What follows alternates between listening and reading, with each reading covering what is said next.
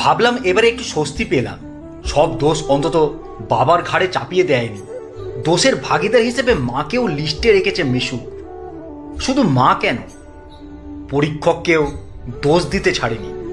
পরে যা বুঝলাম, সব দোষ বাবারই। ছোটবেলায় দেখতাম কোনো বিষয়ে ফল খারাপ হলে আমার মা আমাকেই দোষ দিত, বলতো তুই ভুল করেছিস বা তুই লিখতে পারিসনি, তাই নম্বর কম পেয়েছিস। মিশুকের ক্ষেত্রে তা ব্যতিক্রম। বুঝতে পারলাম দিনকাল বদলেছে। বাবা মা ছেলেকে দোষ দেবে কি, তার আগেই ছেলে বলে দিল নম্বর কম পাওয়ার পেছনে তোমরাই দায়ী। প্রথম পর্বের পরীক্ষায় যেদিন বাংলা পরীক্ষা ছিল, পরীক্ষা দিয়ে এসে মিশুক বলেছিল যদি নাম্বার কম পায় তাহলে তুমি একা দায়ী থাকবে, কারণ তুমি বাংলা পড়াওনি বলেই আমি নম্বর কম পাব। যদিও আমি ওকে বাংলা পড়াই না, ওর মাই ওকে পড়ায়, তবুও দোষ হবে আমার।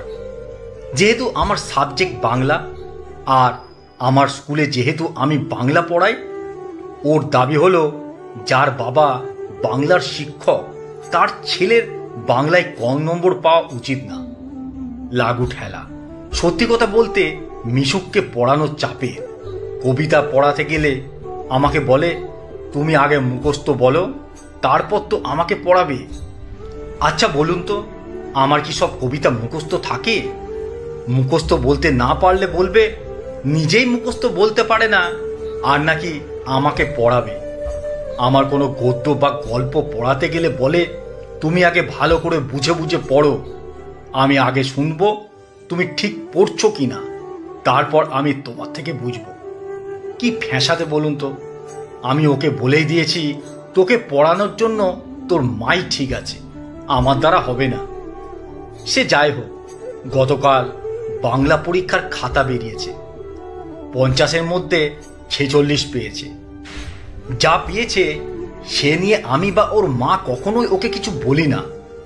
তো আজ সকালে মিশুক আমাকে বলল, শোনো বাবা, এই যে বাংলায় 46 পেলাম, তোমার জন্য 1 নম্বর কম হয়ে গেল। তা না হলে আমি 47 পেতাম। একটু অবাকই হলাম। জিজ্ঞাসা করলাম, আমার জন্য 1 নম্বর কম কেন? আমি কি করলাম? পত্র রচনায় হাফ নাম্বার কম পেয়েছি, আর পত্রগুলো তুমিই লিখে দিয়েছিলে, আর আমি সেগুলো পড়েছি। নিশ্চয়ই কিছু একটা ভুল ছিল তোমার লেখাতে, হাফ নাম্বার কাটা গেছে। ওই হাফ নাম্বারটা পেয়ে গেলেই ওটা রাউন্ড ফিগারে 47 হয়ে যেত। হেসে বললাম, আচ্ছা বুঝলাম, তো বাকি 3 নম্বর কার জন্য কম হলো শুনি? আর 1 নম্বর কম হলো আমার মায়ের জন্য।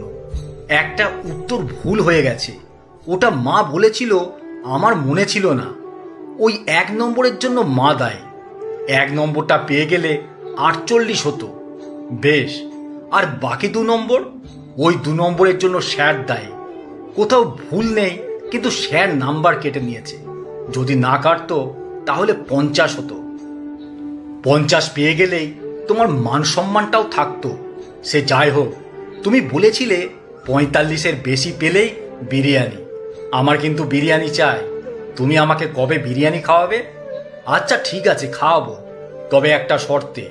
তোর স্যার যে 2 নম্বর কেটেছে, তা নম্বর কেটে কোথায় রেখেছে? স্কুলেই রেখেছে নাকি বাড়িতে নিয়ে গেছে?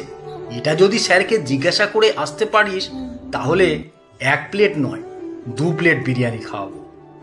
আমার কথা শুনে মিশুক কিছুক্ষণ ভাবলো, তারপর বলল, কিছুদিন আগে তুমিও মাধ্যমিক পরীক্ষার খাতা দেখছি। আমি নিজে চোখে দেখেছি তুমি নাম্বার কেটেছ। তুমি নাম্বার কেটে যেখানে রেখেছ, আমার স্কুলের স্যারও সেখানেই রেখেছে। বুঝতে পেরেছ তো? আমি অত কিছু জানি না, কথা ঘুরিয়েও লাভ নেই। বিরিয়ানি যদি না খাইয়েছ, এর পরের বারে বাংলা পরীক্ষার রেজাল্ট খারাপ হবেই। তার জন্য তুমিই দায়ী থাকবে, আর তোমার মান সম্মান যাবে। এরপর তোমার ব্যাপার। তোমার কাছে 1 প্লেট বিরিয়ানির দাম বেশি নাকি তোমার মান সম্মানের দাম?